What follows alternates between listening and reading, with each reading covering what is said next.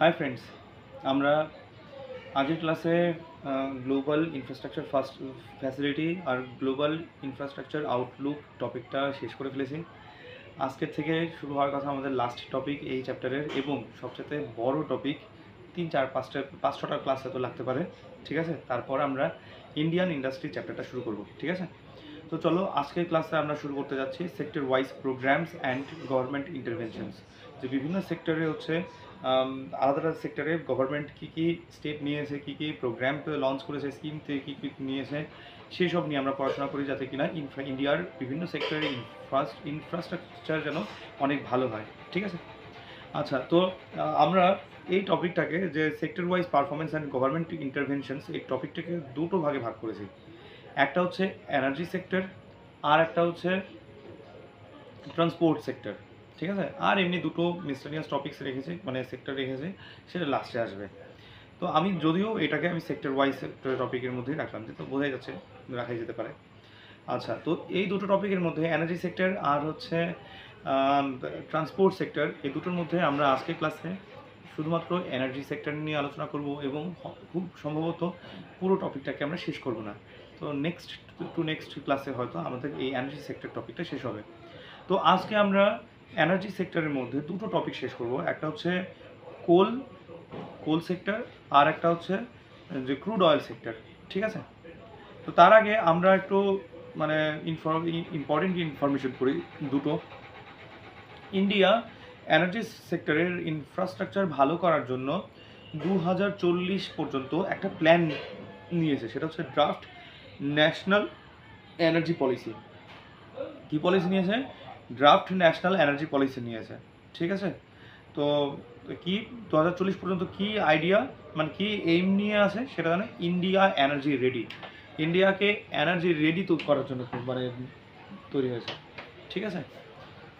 আর আরেকটা ইনফরমেশন হচ্ছে global energy transition index. প্রথম ইনফরমেশন কি, ড্রাফট ন্যাশনাল এনার্জি পলিসি নিয়েছে ইন্ডিয়াকে এনার্জি রেডি করার জন্য 2040 পর্যন্ত। আরেকটা কি ইনফরমেশন, একটা ইন্ডেক্স আছে সেটা বোঝার জন্য, গ্লোবাল এনার্জি ট্রানজিশন ইন্ডেক্স। এটা হচ্ছে সারা পৃথিবীর টোটাল 100, মানে 2019-20 এডিশনের বই হিসেবে 115টা দেশ এখানে পার্টিসিপেট করে। তাদের এনার্জি বিভিন্ন সেক্টরের ইনফ্রাস্ট্রাকচারটাকে আলোচনা করার পর, মানে অ্যানালিসিস করার পর র্যাঙ্কিং বার করে, যে কার র্যাঙ্ক কেমন আছে। তো কি কি জিনিস এখানে কাউন্ট করা হয়, কি কি প্যারামিটার এখানে দেখা হয়। একটা ক্যাপিটাল অ্যান্ড ইনভেস্টমেন্ট, ওই আলাদা আলাদা দেশের ক্যাপিটাল কেমন আছে সেটা ইনভেস্ট করার জন্য, এবং সেটা কীভাবে কোন স্কিমে ইনভেস্ট করছে সেটা দেখার বিষয়। 2 নাম্বার, ইনস্টিটিউশনস এবং গভর্নেন্স। তো সেই ইনফ্রাস্ট্রাকচার ডেভেলপ করার জন্য কী কী ইনস্টিটিউটস আছে, কতটা কি এফিসিয়েন্ট আছে, আর সেগুলোর গভর্নেন্স অ্যাডমিনিস্ট্রেটিভ সেট আপ কেমন আছে সেটা দেখার, মানে সেটা দেখা হয়। তারপর হিউম্যান ক্যাপিটাল এবং কনজামশনটি মানে পার্টিসিপেশনের দেখা হয়। হিউম্যান ক্যাপিটাল মানে আলাদা আলাদা প্রাইভেট কোম্পানি কীভাবে মানে ক্যাপিটাল নিয়ে পার্টিসিপেট করছে, এবং কোন মানে কি যে আলাদা আলাদা ইন্ডিভিজুয়াল কীভাবে সেটাকে কনজিউম করছে সেটা দেখা হয়। তারপর regulation and political commitment, political agenda কেমন, কতটা হেল্পফুল সেই বিজনেস বা ইনফ্রাস্ট্রাকচার রান করার জন্য। তারপর infrastructure and innovative business environment, innovative নতুন নতুন আইডিয়া কেমন আসছে, এবং সঙ্গে তার ইনফ্রাস্ট্রাকচার কেমন আছে, কেমন রিসার্চের সেন্টার কতগুলো আছে না আছে, তার সেখানকার মেশিনারিজ বা সেই ইনস্ট্রুমেন্টস বা আনুষঙ্গিক ইনফ্রাস্ট্রাকচার কেমন আছে সেটা দেখা হয়। এনার্জি সিস্টেম স্ট্রাকচার দেখা হয়। টোটাল 6টা পয়েন্ট বললাম, কী কী? Capital and investment, institutions and governance, human capital and consumption, consumer participation, the regulation and political commitment, infrastructure and innovative business environment, আর হচ্ছে এনার্জি পে সিস্টেম স্ট্রাকচার, ঠিক আছে। এই গেল হচ্ছে যে এনার্জি সিস্টেম, মানে গ্লোবাল এনার্জি ট্রানজিশন ইন্ডেক্স। তো এবার আমরা আমাদের মূল টপিকে ঢুকে যাচ্ছি, সেটা হচ্ছে কোল হচ্ছে কি পৃথিবীর দ্বিতীয়তম হচ্ছে প্রডিউসার এবং দ্বিতীয়তম কনজিউমার চায়নার পরই। চায়না যতটুকু কনজিউম করে কোল, তার থেকে সামান্য কিছুটা কম কনজিউম করে ইন্ডিয়া, ঠিক আছে।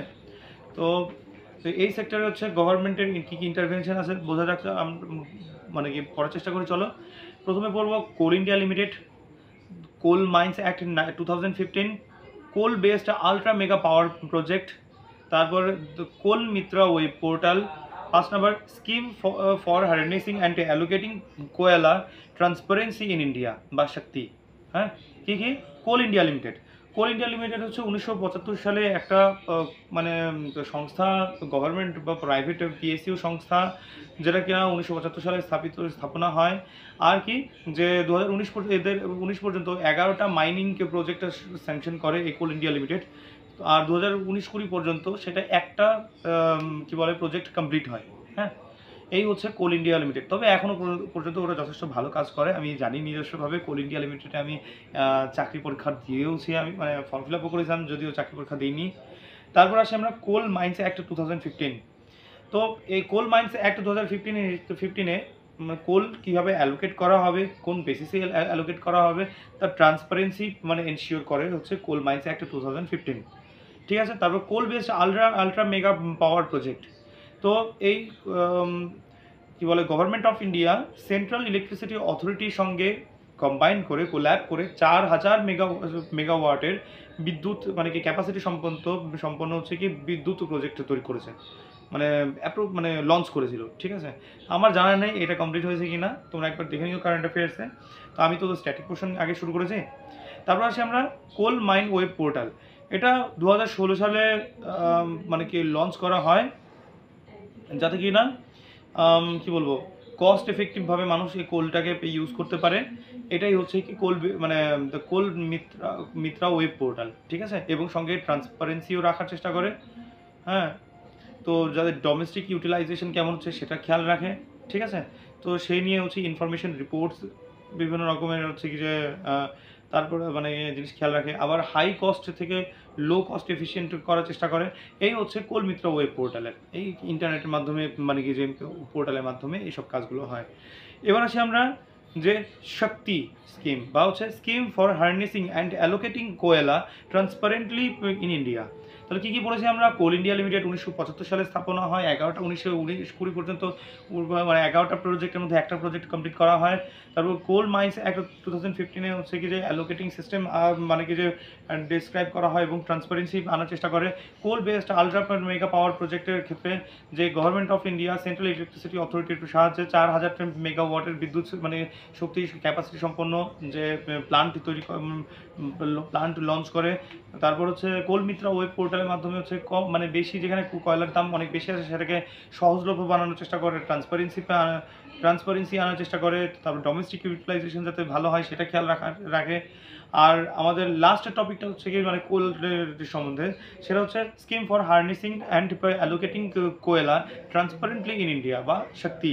হ্যাঁ, এর মাধ্যমে কি অকশন সিস্টেম এবং হচ্ছে কি অ্যালোকেশন করা হয়, লং টার্ম মানে কি কোল লিঙ্কেজ রাখা হয়। হ্যাঁ, তো এটাই হচ্ছে মিনিস্ট্রি অফ কোল এই জিনিসটা দেখে। হ্যাঁ, শক্তি স্কিমের মাধ্যমে। তো এই ছিল কোল। এবার আমরা আসি হচ্ছে ক্রুড অয়েল।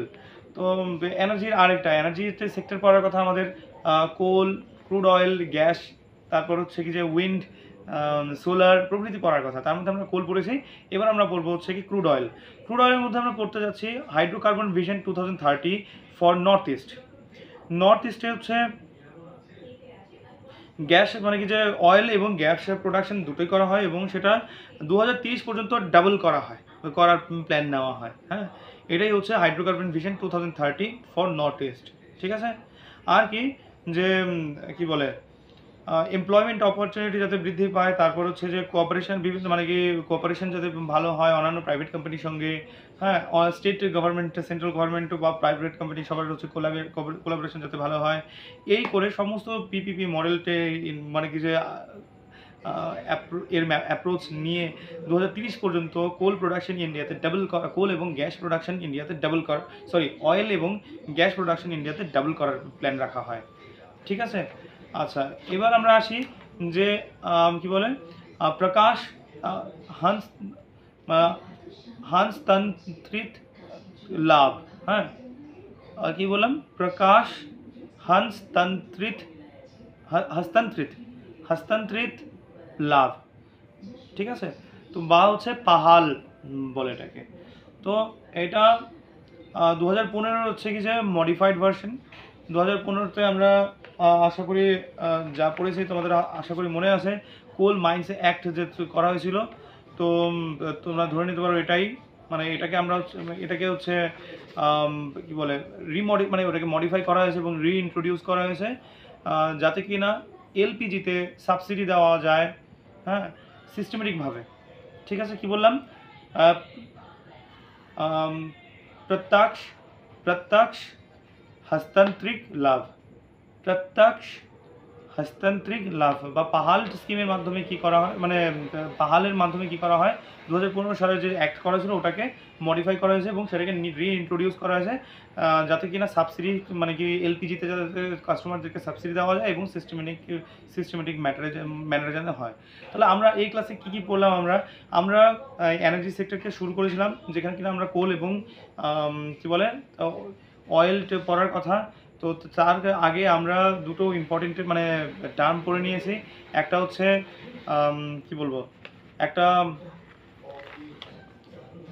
মানে সরি, যে একটা হচ্ছে কি যে আমরা ড্রাফট ন্যাশনাল এনার্জি পলিসি পড়েছি, আর হচ্ছে গ্লোবাল এনার্জি ট্রানজিশন ইন্ডেক্স পড়েছি। আর কোলের মধ্যে 5টা টপিক পড়েছি: কোল ইন্ডিয়া লিমিটেড, তারপরে coal mines act 2015, coal based ultra mega power projects, coal mines web portal, তারপর হচ্ছে scheme for harnessing and allocating Koyala transparently in India বা শক্তি স্কিম পড়েছি। আর ক্রুড অয়েলের মধ্যে আমরা পড়েছি কি hydrocarbon vision 2030 for north east. আর পড়েছি আমরা প্রত্যক্ষ হস্তান্তরিত লাভ। ঠিক আছে, তো আজ এই পর্যন্ত থাক। নেক্সট ক্লাসে আমরা ন্যাচারাল গ্যাস এবং অন্যান্য আনুষঙ্গিক সেক্টর নিয়ে পড়াশোনা করব। সঙ্গে থাকো, বাই।